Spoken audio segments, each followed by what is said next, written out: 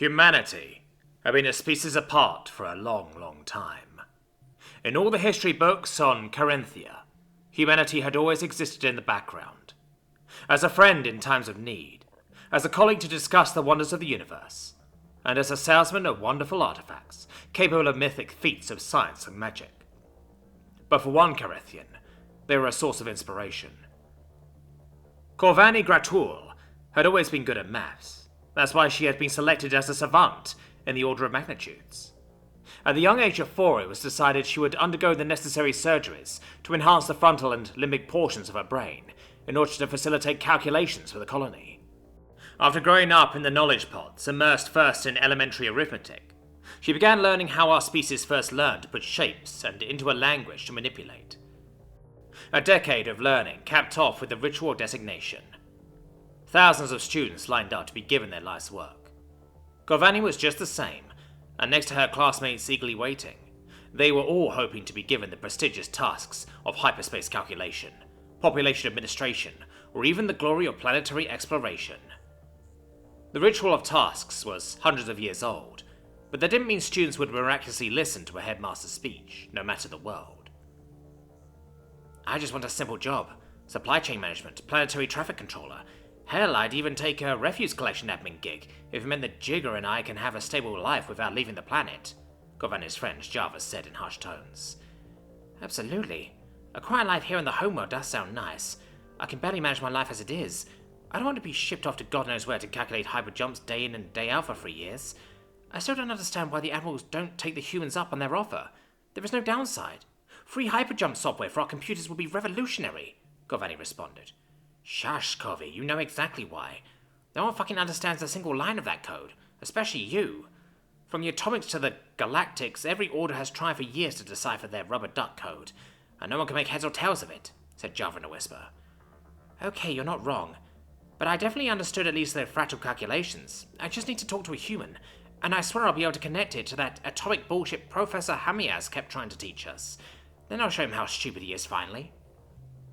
Corvy, if you start this again right now, I swear to Bok, I'll report you to the admin and get you kicked out. We're about to be given our tasks. Don't fuck this up for me right now, or I swear I'll tell your mum. Java hissed at her best friend. Fine, whatever. Then I hope I get sent to the Orion Spur.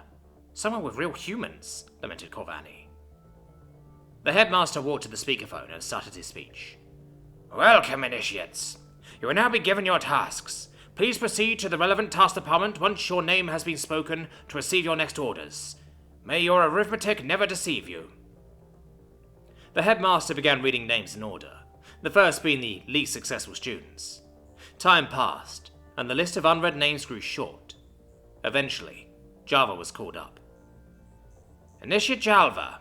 Proceed. Occupation, hyperjump calculator. Report to Admiral Frore for ship assignment. Corvanie looked at her friend's face as she came back to her seat, only to find dismay.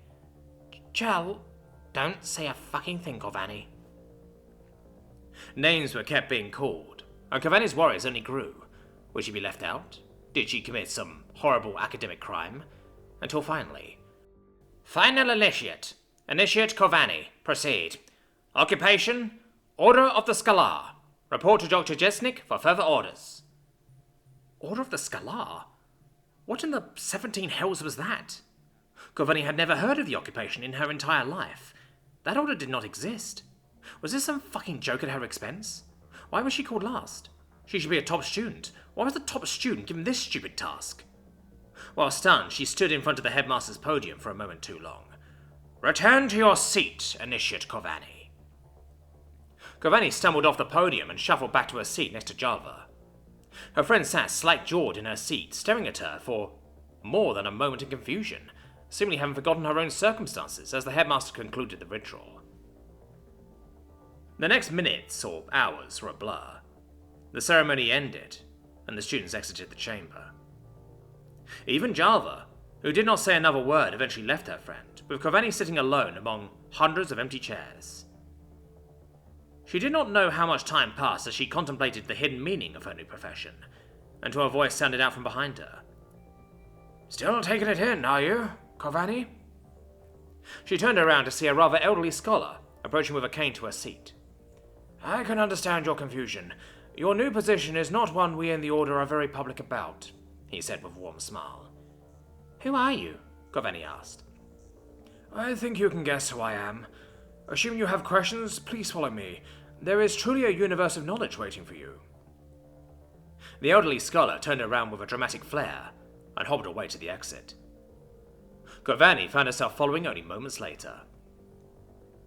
After a short walk, they arrived at a small building among the campus's many massive 100-story halls. Unassuming in its size and architecture, Corvani had passed it multiple times, thinking it was no more than a gardener's shed, nestled among the giants. Please, come inside for some hull. I dare say we could both use a warm cup. After sitting down with the freshly steaming and fragrant liquid, Corvani finally opened her mouth. What does the Order of the Scalar do? Corvani asked the now seated man. His old legs looked a diminished hue of their former glorious royal blue. I'm glad you can finally grasp the situation well enough to ask, my dear, so I will attempt to answer to the best of my abilities. To put it as simply as possible, since the start of the scientific revolution, our species has been very narrow-minded. After reading your dissertation and all your papers, I believe you can see what I will be saying. We have separated the various fields of science into different groups, and more or less disconnected them entirely. Your last paper about sodium's effects on hyperspace portal formation was a great example. What did your professor say again in her criticism? Never bring weird chemicals into my hyperspace lectures ever again, or something? She told me to shove the sodium up my ass before writing another paper about it in her class. Dr. Epning, ever the poet. I don't think poetry is exactly... You understand my point, though. Our species is very set in our ways, and when it comes to science, we've been single-minded for many generations. On the bright side, it has brought us to the stars and allowed us to meet our galactic sisters and brothers. It allowed us to meet the humans and all their wonders. Chemical engines from our atomicists allowed us to reach the heavens. The hyperspace portal generator pioneered by the quantists allowed us to reach other stars. The hard light shield from the optics allowed us to do so without instantly meeting the god of death. All have brought us here and now, but they all did so independently. It was only after meeting other races did some of us realize how we had boxed ourselves in. Well, that's not exactly true. It was really after meeting only one race, really. I believe you are familiar with their work. You can't be serious. Indeed, I am. I believe you have read the works of Dr. Z and Grout, correct? On the effects of injecting sodium ions into active hyperspace gates to aid in fractal corrections?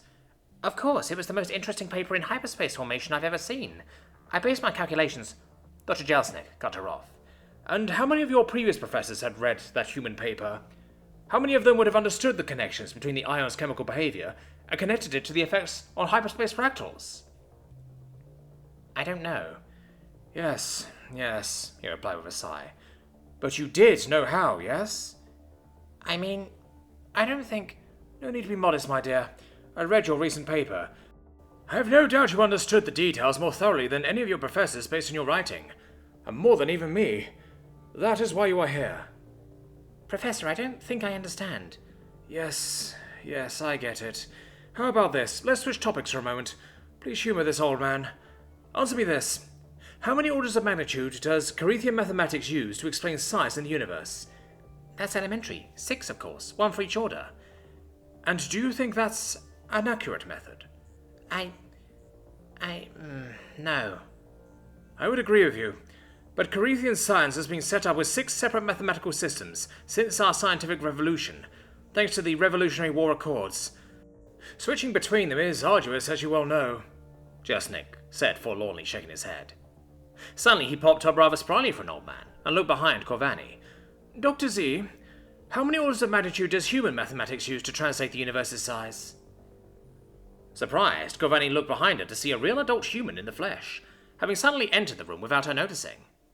Her jet-black hair tied into a half bun at the side, and eyes looking around the room, as if searching for an answer to the question in the surroundings. Having found it in the relatively thin air of Catarinthia, she said with a melodic and sonorous voice, 38 usually for most math in the universe, but up to 62 if you get technical. Some say 42, but they're just fucking with you. I still don't really understand the Corinthian system, so I can give a great answer. But suffice it to say we don't have separate systems. It's all one continuous thing for us when it comes to size, and most everything else, really. 62? How in the book's name can you work with a logarithmic number that size? That's insane. Dr. Jelsnick looked on at Kovanni's reaction with glee, but Dr. Z was the one to respond. Don't be silly, Kovanni. You know full well how humans use logarithms of that scale. You used my methods in your paper, didn't you? No, I would never plagiarize. I just translated the fractal equations for sodium ions into Corinthian geometry and hyperspace bathymetry to... Oh gods, I plagiarized. Dr. Z started to chuckle as Kovanni began to tear up, wet tears pooling in her ocular cavities. Please don't keep me out, Professor. I don't know... Dr. Jelsnick spoke up. Kovanni, I think you've misunderstood something very important. Look at the good doctor for a second. She glanced up at the mythical human in the room, suddenly even more ashamed of her outburst than the academic suicide, only to see the elegant human scientist giving what she believed to be a wide human smile, with hands clasped at her chest. You need to understand, Kovanni. You've done something truly remarkable. Dr. Garant and I have been releasing papers like this for thousands of years, on tens of thousands of planets across this galaxy and many others, to any species that would let us. I think you can understand the scale of the endeavor, but can you guess why? To find someone like you, someone who can see the world as we do, who can use a universal language like math to understand and manipulate the universe at every scale, from the quantum to the hypergalactic. It would be hard to understate how rare what you have done is in the universe. Kovanni stared at her, dumbstruck by the impossibility of her words. We want to offer you an opportunity to join us, learn from us, and help us to rewrite Corinthian mathematics so that every Corinthian can see the world as you and I do. Would you like to come with me to Nippur, Kovanni Gratul?